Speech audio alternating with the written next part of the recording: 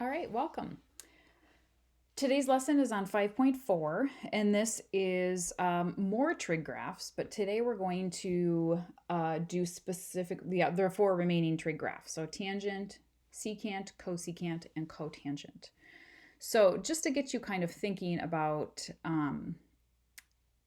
the tangent graph first, I want you to visualize the unit circle, specifically the tangent value, since that's what we're going to graph, and remind yourself, I don't have any thetas in here, but tangent of any angle is your sine divided by your cosine, y over x. So if you took all of these sine and cosine ratios and turn them into tangent, you would get these values, right? Square root of 2 over 2 divided by square root of 2 over 2 is 1. Square root of 3 over 2 divided by 1/2 is the square root of 3, etc. But specifically looking at these, because these are just like, okay, dealing with fractions, you can handle that. Sine divided by cosine, 0 divided by 1 is 0. Now go up to pi over 2, the tangent sine divided by cosine, I'm dividing by 0, which can't happen. So that's going to be undefined. Now keep in mind, you're going to be graphing these. So how do you graph something that's undefined? That becomes an asymptote. So if it's undefined at pi over 2, that's going to happen again at 3 pi over 2, because you'll be dividing by 0 again. So you're going to get an asymptote at pi over 2, and then again at 3 pi over 2, and then again at 5 pi over 2, etc. Again, being cyclical, you're going to see these asymptotes cutting your tangent graph into pieces. These orange tangent values clearly will reflect over into second, third, and fourth quadrants. I won't talk about that because that's not the point of today's lesson. We're going to be graphing these. Okay, so if I go to the tangent graph, and I just picked out a few, again, easy coordinate x angles that would be. So if I said, again, what's the tangent of 0? Well, that's going to be 0. What's the tangent at pi over 2? That's undefined. What's the tangent at pi over 4? That was when it was 1. So just picking out some easy ones that I can graph quickly is the point of this. Again, all stemming from your unit circle. So if I plot these, like a 0, 0 is here, pi over 2 and, pi over 4 and 1, pi over 2, it becomes undefined. So when I go to pi over 2, I'm going to have an asymptote. And again, at 3 pi over 2, you're going to have an undefined. As you can imagine, if you go the opposite direction, when you go to negative pi over 2, you will have an asymptote. You probably get the idea. So in between these two asymptotes is going to be one cycle of your tangent wave. So at 0, 0, and then at pi over 4 up to 1, at negative pi over 4 down to 1. So you can kind of see that tangent, I call it a tangent wave, in between there. Okay, there's another asymptote at 3/2 pi, and there'll be another tangent cycle. So this is also cyclical. It's just obviously very different from cosine and sine because of those asymptotes chopping these into pieces. Key different, well, obviously the graph is very different, but another key difference is what's the period length? Well, this length is one cycle and then it repeats. What is that length? It's only pi and not 2 pi. So your period of your tangent graph is pi, not 2 pi. That's very different. Keep those straight. Your domain is not all real numbers because of your asymptote. So how do you state your domain? It's everything except for pi over 2 and then any integers, multiple integers of pi over 2. So pi over 2, that would be this first asymptote, times 1, pi over 2 times 2 times 3, etc., etc. And your range, you can see, is all real numbers. Probably you can see that quite well. So there is your tangent graph. And now, as you can imagine, we'll be shifting these and reflecting these and all sorts of good stuff. But before we do that, let's look at a basic cotangent graph. So now that you have tangent on the brain, you know cotangent is just completely the reciprocal. So x over y, or cosine divided by sine. So now my undefined occurs at 0 and 180. And my cotangent is 0 at pi over 2 and 3 pi over 2. So I still have asymptotes here, but they're, again, obviously different. And this is still, cotangent of this is still going to be 1, as was the tangent. The tangent values at pi over 3 and pi over 6 flip-flopped for cotangent, right? Because they're reciprocals. So because these flip-flop, you know how a tangent graph kind of had like a positive slope, a cotangent graph, because these are flip-flopping, are going to have like a negative slope. So they look, I mean, you wouldn't necessarily know if it's cotangent or tangent based on a glance. So I have these filled in again from our unit circle. So I knew cotangent is undefined at 0 and then again at pi. So I'm going to have the asymptote at 0 and then again at pi. So you can see those asymptotes dashed in. And then at pi over 2, there'll be a 0 point. And rather than like a positive sloped curve, it's going to be a negative sloped curve. So the cotangent wave looks like the tangent wave, but going the opposite direction. And then again, another asymptote at 2 pi and another cotangent cycle. So like the tangent graph, the domain is all real numbers, but you have those asymptotes that are every increment of every pi over 2 increment there. So your range is all real numbers again, and your period is still pi as well, because in between 0 and pi, that's this region here, that's 1 cycle. And then you have an asymptote, right? And then you have another asymptote at 2 pi. I know you can't see my labels there. All right, so that's tangent, cotangent. Now on to cosecant, reminding yourself cosecant is the reciprocal of sine. So sine is all the y-coordinates. So I took my y-coordinate 1/2 and I reciprocaled it. Cosecant is 2.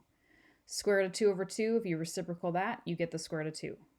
Square root of 3 over 2, if you reciprocal that. 1, if you reciprocal, you still get 1. How about 0 degrees? If you reciprocal 0, undefined. So all of these, what makes them so unique is they have asymptotes. So you're going to have an asymptote at 0 and 180 for cosecant. So let's take a look at the graph. So here's what I recommend for cosecant. If you lightly sketch in the sine wave, and I will get rid of this momentarily. This is clearly the sine graph, not the cosecant. But because cosecant and sine are reciprocals, if you can sketch in the sine wave and then just reciprocal everything, you're going to have the cosecant. So if you think about this 0 point, if you reciprocal that, if you reciprocal 0, you get undefined. So there's my asymptote. Okay, this 0, when I get to pi, it's 0 again. If I reciprocal that, it's going to be an asymptote. So in a nutshell, anywhere the sine hits the midline is going to be an asymptote. So asymptote, asymptote, okay, you get the idea. Now, if you think about, all you need to do is find the peaks. So all of these max and mins, if you take that and you reciprocal, well, right now it's at 1, right? Maximum at 1. If you reciprocal 1, it's still 1. If I reciprocal this minimum at -1, it's still -1. So the max and mins aren't going to change, but what's going to change is everything in between the asymptotes.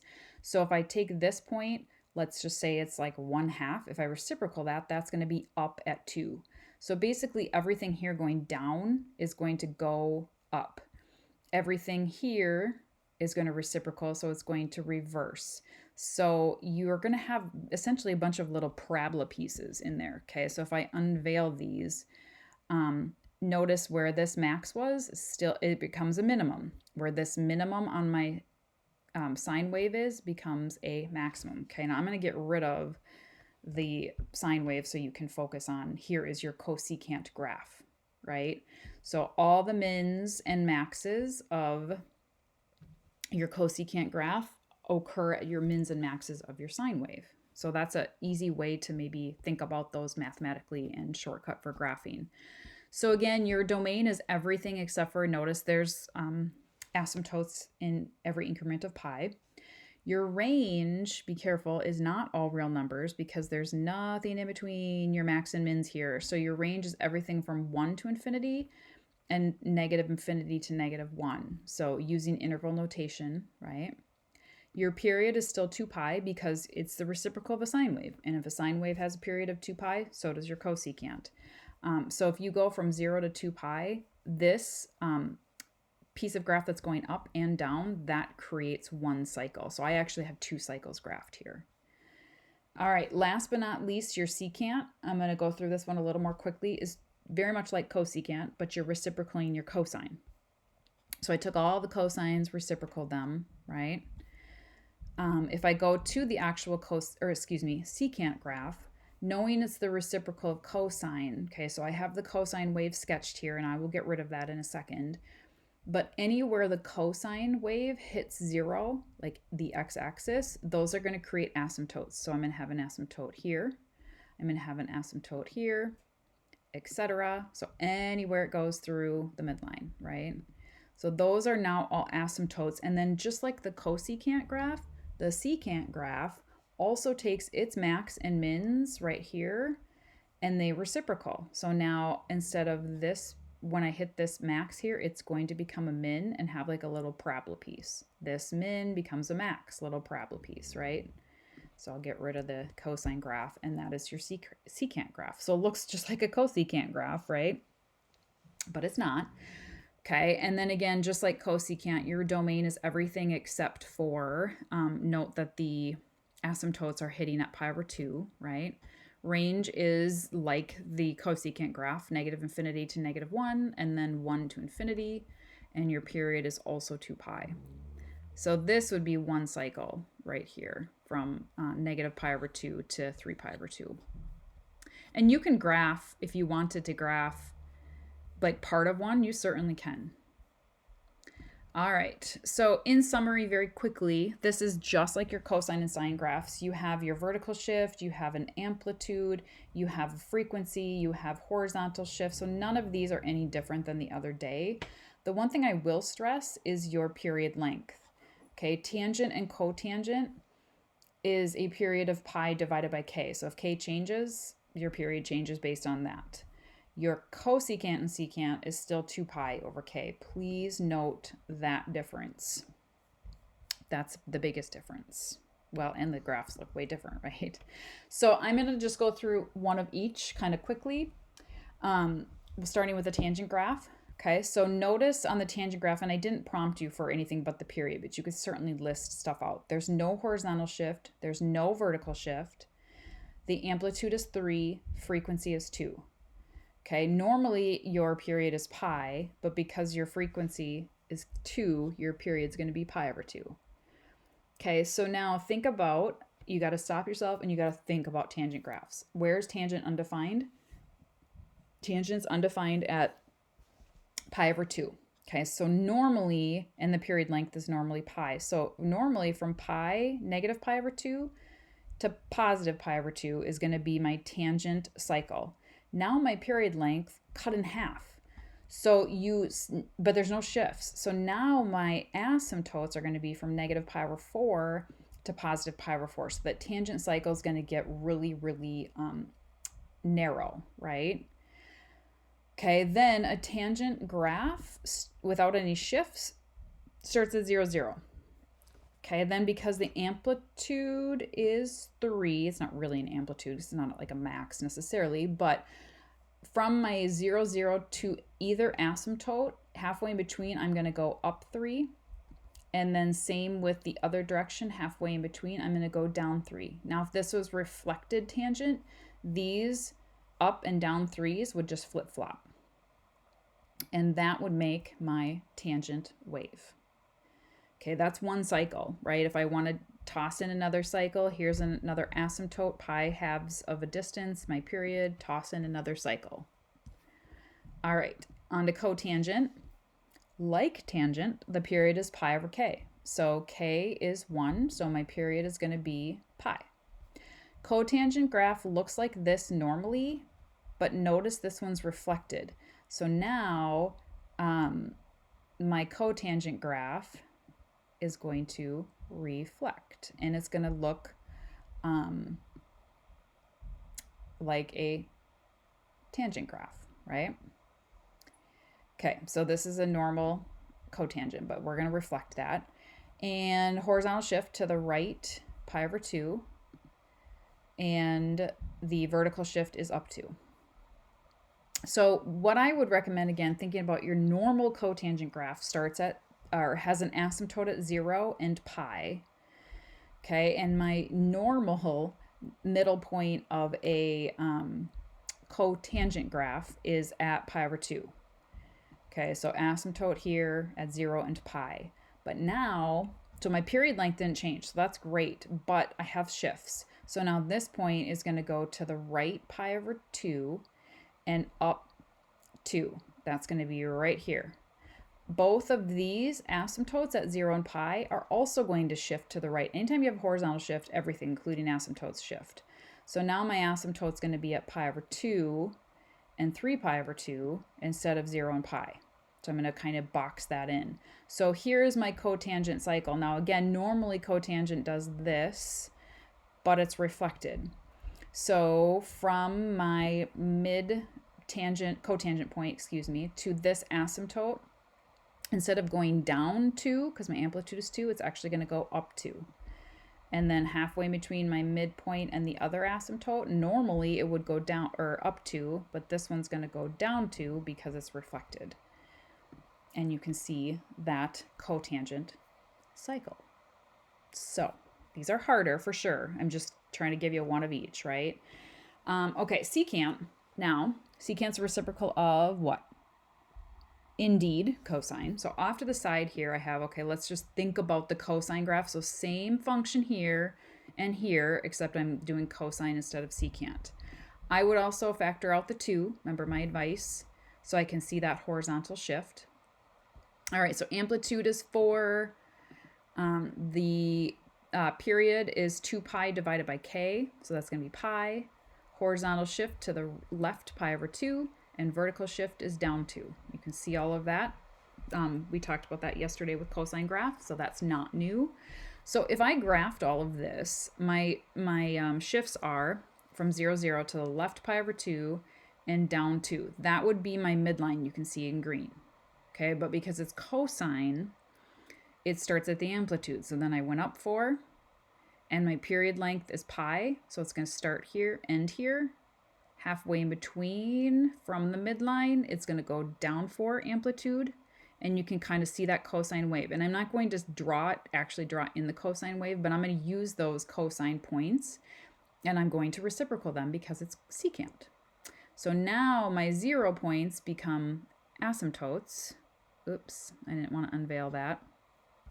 That's okay. My 0 points here and here become asymptotes.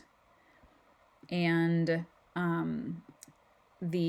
can move these, right? My min and max points become min and max, but instead of going down, making a cosine wave, I'm going to flip all of those. And here are my, a couple pieces of the secant graph, right? It goes on forever, but I didn't show that. So you can see everything from here. All right, last one then, and I'm going to kind of correlate this one with your calculator. This is a cosecant graph, and remember cosecant is the reciprocal of sine. So not too much going on here except for a shift up 1. So see my midline is at 1. And then cosecant is the reciprocal of sine. So normally sine starts on, goes up, on, and down to the min, and then back on. And I should comment on the period length is 2 pi because my frequency is 1. My amplitude is 2, so you can see that amplitude distance, right, is 2. So now I'm going to reciprocal everything. So if this is cosecant, anytime I hit 0, that's going to be an asymptote. That's going to be an asymptote. That's going to be an asymptote, 0 being my midline. This max is going to create a parabolic piece here. This minimum is going to create a parabolic piece here. Okay, so if I just graph that, you can see those are my asymptotes. And then those would be my 2 branches for my cosecant graph. Okay, now if you do part B where it says solve where 2 times the cosecant plus 1 equals 4 with your graphing calculator, you could do this a lot of different ways. Okay, what I did was I just put in 2 cosecant x plus 1 equals 4, right? So I put 4 on my y2. Please note 2 cosecant x is the same as 2 divided by sine of x, right? Because they're reciprocal, so be very careful how you enter that into your calculator. I set my window, you can't really tell, but I set my window from 0 through 2 pi because that's what this restriction said. We did one similar to this yesterday. So 0 to 2 pi, and then you can see the 4 here. So there's only 2 solutions. So again, calculate the intersection. So on your graph, you can see the line y equals 4 right there. So I'm calculating these 2 intersections. And you can see the one that I calculated is 2.41.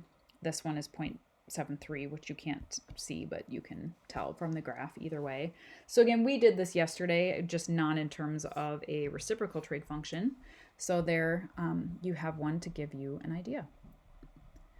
All right, I hope you have a wonderful rest of your day.